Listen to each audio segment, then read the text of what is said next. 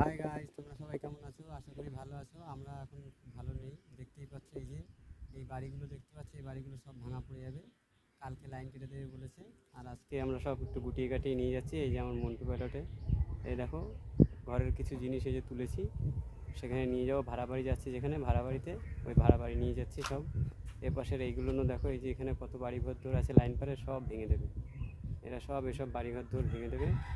তাই আমাদের আগের থেকে ব্যবস্থা নিতে হচ্ছে। আমার এখানে কটা টায়ার ফায়ার ছিল, ওইগুলো বেঁচে দিয়েছি। এখানে ভ্যান রাখতাম আমার মন্টু পাইলট। এই যে আমার মন্টু পাইলটটা গুটিয়ে নিয়েছি, চলে যাবো। এখন দেখি এখন কি করবো জানি না, খুব টেনশানে রয়েছি। সবার খুব খারাপ লাগছে। 40 বছর প্রায় হয়ে গেল রয়েছে এখানে, 38+।